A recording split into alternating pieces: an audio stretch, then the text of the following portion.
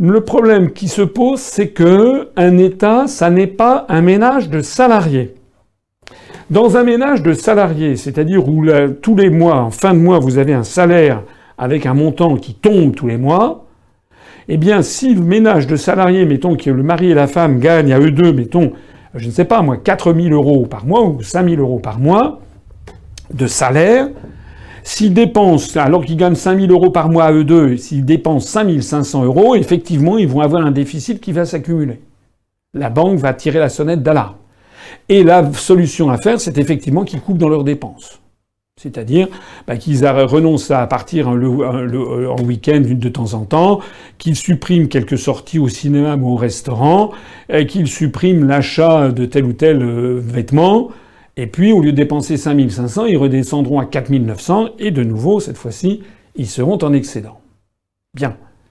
Mais un État, ça n'est pas comme ça. Ça n'est pas comme ça. Est-ce que monsieur Philippe l'a compris?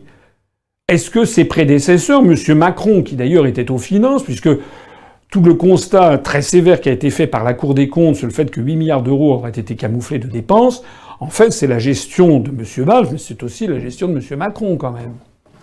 Est-ce que monsieur Macron, lorsqu'il était aux finances, qu'est-ce qu'il a fait? Et ses prédécesseurs, qu'est-ce qu'ils ont fait? Un État, ça n'est pas un couple de salariés, tout simplement parce que les recettes d'un État ne sont pas des salaires. Les recettes d'un couple de salariés, le salaire tombe quelles que soient les dépenses. Alors que les recettes d'un État dépendent de l'activité économique dans le pays en question.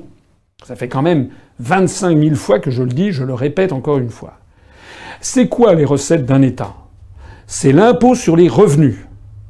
C'est l'impôt sur les sociétés, c'est la TVA et c'est la taxe sur les produits pétroliers, en gros la taxe qu'on paye sur l'essence. Bon, il y en a d'autres, mais c'est les 4 principales ressources. Si, comme le dit monsieur Philippe, comme l'ont fait tous ses prédécesseurs, on taille dans les dépenses publiques, ça veut dire par exemple qu'on n'embauche plus de fonctionnaires. Ça veut dire que il va y avoir une diminution de l'impôt sur les revenus s'il y a moins de fonctionnaires. C'est-à-dire qu'il va y avoir moins de consommation. D'ailleurs, pas seulement les fonctionnaires, mais c'est les dépenses publiques. Puisqu'on est dans une situation une situation de faible taux de croissance. Ça veut dire que l'impôt sur les sociétés va diminuer. Il va d'autant plus diminuer d'ailleurs que M. Philippe, propose de le diminuer conformément aux instructions venues de Bruxelles.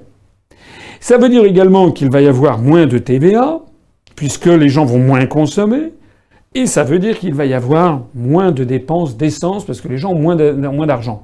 C'est un peu corrélativement d'ailleurs avec la montée du chômage.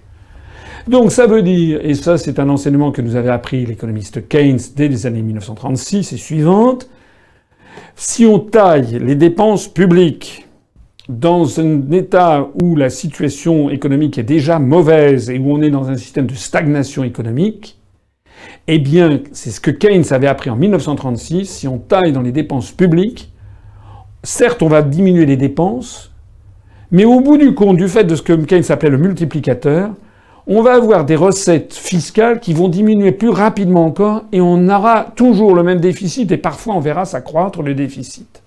Ça fait 22 ans que ça dure, on est reparti pour une 23e, 24e année avec M. Philippe. Voilà.